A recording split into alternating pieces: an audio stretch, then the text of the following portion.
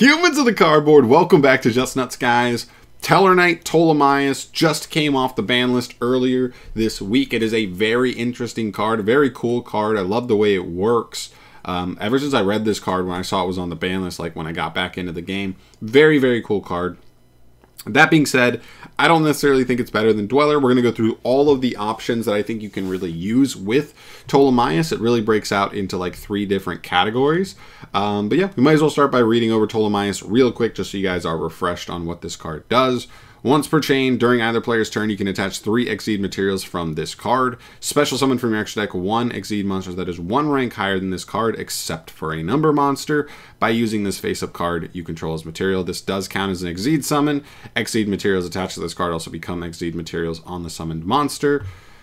Next up, you can detach 7 materials from this card, skip your opponent's next turn. We're not really aiming to do that. That's more of an FTK strategy that we're not really looking at right now. And then during each player's end phase, you can attach a Stellar Knight card from extra deck to this card as face-up Exceed material. That's very good because if you just make this card with 2 level 4s instead of 3, you'll still be able to get that 3rd material to make that first effect live on end phase. And it's a quick effect, so you can fire it on the opponent's turn and still get yourself to an interruptive piece, which is cool. So yeah, let's start off. The first category is mostly like the rank 4 stuff, the 2 level 4 category, where you only have to put 2 level 4s in to make these guys, but they're a little lower ceiling than like the 3 level 4 guys for obvious reasons.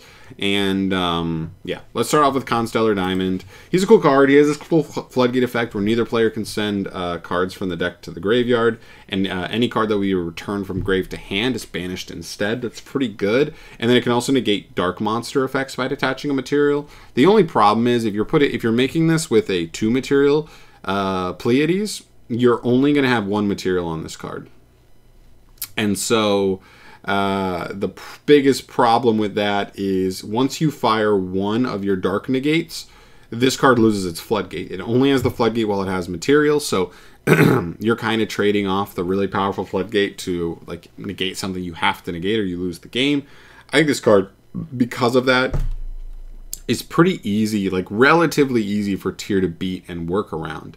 Whereas something like Dwellers, like if they didn't have an immediate response to Dweller as soon as it fired, like I don't care if they clear the Dweller, they're not doing anything good with their turn, and I'll still take that value. So Diamond to me is just okay. There are obviously still going to be matchups where like not being able to send from deck to grave is like a win in and of itself.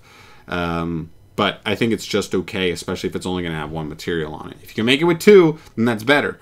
But 1, not enough. From there, we have Constellar Pleiades. This card is just compulse. It's fine, but again, it's only going to have 1 material. So you're going to have 1 bounce, 1 time, and then this card is just essentially a vanilla. So still decent, but, you know, it's fine. And then from there, we have Chronomaly Vimana, also another very interesting card. This is actually a newer card. He's just a monster negate. And I know what you're saying is down here, he has to attach 2 materials for it. His second effect can essentially just equip a Exceed material to him as material to get that second material. So you're fine. It's not a big deal. Again, pretty beefy. And also he can, over the course of the next 2 turns, restock as a monster negate, which is kind of nice. It could come up. So he's actually a decent one. I actually think he's a little bit underestimated at this point. I think there's an argument he's better than Pleiades.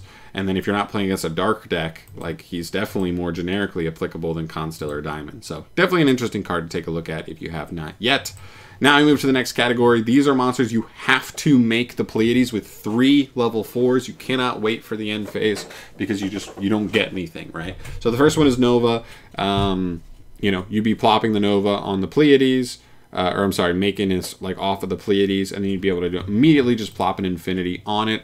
Whereas Vimana is just a monster negate, and it needs to like get something attached to it on the opponent's turn, so it needs to resolve that before it has the monster negate. Infinity hits the board, and it's just immediately an Omni negate, not monster negate. Monster, spell, trap, and it destroys, whereas Vimana does not.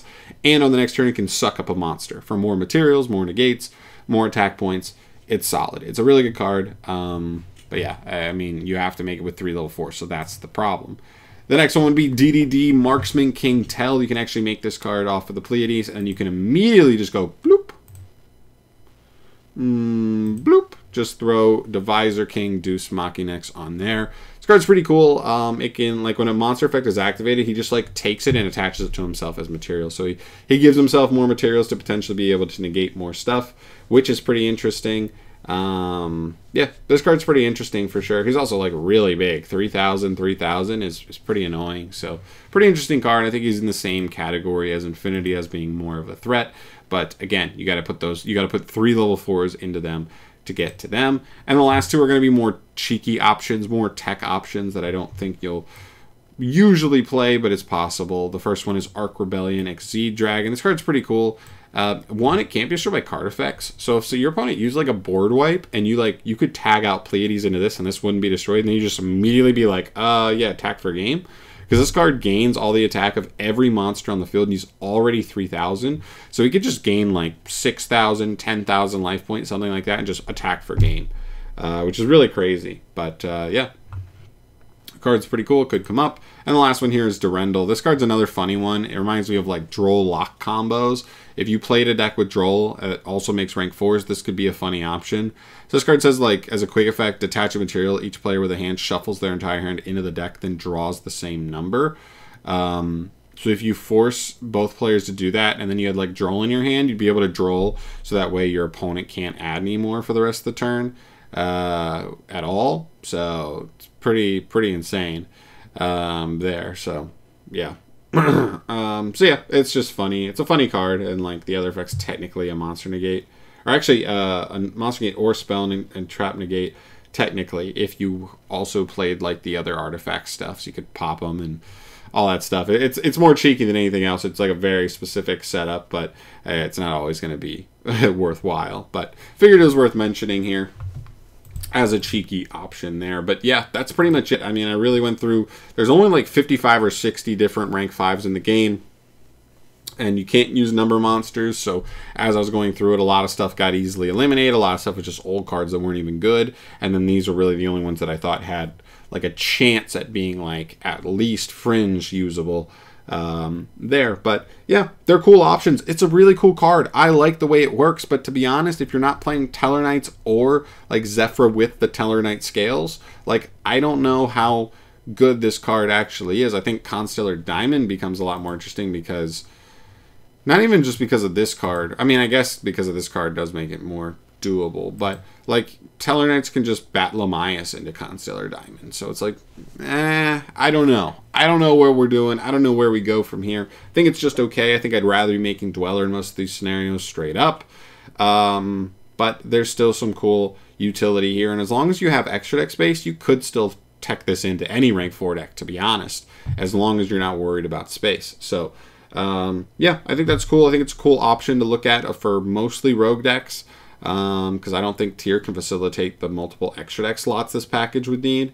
But yeah, pretty interesting stuff all around. But I want to hear your guys' thoughts. Please let me know in the comment section down below if you think there are any other options that I didn't throw in this video that you think like could be worth making with this card, as well as just your general thoughts about Ptolemaeus. Do you think it's worth it? Do you think it's a good card? Do you think it's just fine and we'll have to wait until Tellarknights get modernized support for this card to be any kind of good again?